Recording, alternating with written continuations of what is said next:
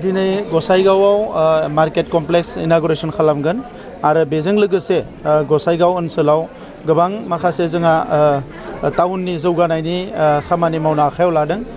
जोंनि जि आरबाननि EM Wilson Hajda बिथाङा गसाइगावनिनो दा बे हिसाबै फैगौ 3 बोसोरनि गेजेराव 150 करोड़ रां खरसा खालामनानै गसाइगाव टाउनखौ मोनसे मडेल टाउन हिसाबै डेभेलप खालामनायनि थाखाय आखायाव लादों आरो बिनिनो गिबि खामानि हिसाबै दिनै बेवहाय टाउन कमिटिया लुनाय बा टाउनाव लुनाय मोनसे मार्केट कमप्लेक्सखौ इनागुरेसन खालामनाय जागोन। बेनि उनाव मा जेंनाफोर दङ टाउनाव बेखौ सावरायनानै फैबाय थानाय बोसोरथामाव बेवहाय ड्रेन बानायनांगो, बेवहाय माने अडिटोरियाम बानायनांगो, बेवहाय अपेन जिम बानायनांगो, लाइब्रेरि बानायनांगो, जा बानायनांगो बानायजोबनो थाखाय मोनसे मास्टार प्लेन खालामनाय जादों।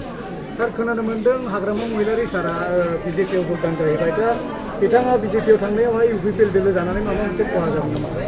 आं बे बाथ्राखौ मिथिया, बिथाङा बिजेपिआव थांदों ना बहा दङ आं बेखौ मिथिया। दा बेखौ बुंनाया आंनि थाखाय मोजां जानाय नङा।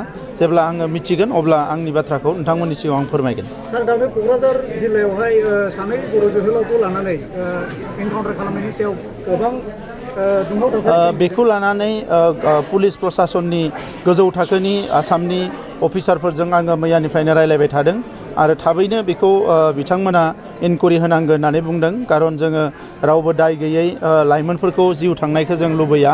दा नंखायनो थाबैनो बेनि सायाव इनकुवेरि जानांगो आरो जाय गोरोन्थि बेखौ एक्सन लानांगो बेखौ जों बुंनाय जादों। नाथाय बेजों लोगोसे आं मोनसे खोथाखौबो बुंनो सानो, दिनै नंबाबो नङाबाबो 2-3सो सेंग्राफ्रा ओंखारनानै सिलाय लानायनि खोथा बुंबाय थानाया मोजां जायाखै। मानोना हारियाव दायो गोजोन नांगो, जौगानाय नांगो। जोंहा एनडिएफबिनि गोरोबथा जानायनि उनाव दिनै 274 केस अलरेडि उइथड्र जाबाय, माखासेनि केसाबो उइथड्र जानायनि लामायाव। बिथांमोनखौ जोङो जायफ्रा दिनै एनआइए सिबिआइनि केसाव गोग्लैना दङ बिथांमोनखौ बर'नो थाखाय नाजाबाय थानाय जादों आरो खोब खम समनि गेजेरावनो बिथांमोनाबो ओंखारबोगोन जों फोथायो।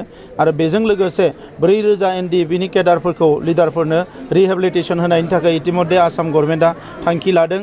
दा बेफोरबायदि थासारियाव जोङो जि समाव माखासे जेलाव थानायखौनो बर'नो नागिरदों बेवहाय गोदानै आरो सोरबाया सिलाय लानानै ओंखारबावोबा बिनि थाखाय जि गाज्रि थासारि जागोन बेखौ बयबो बुजियो। दा बेनिखायनो आं खावलायो लाइमोनफोरखौ जाहाथे गोदानै हाथियारजों गेलेनायनि बे बाथ्राखौ साना।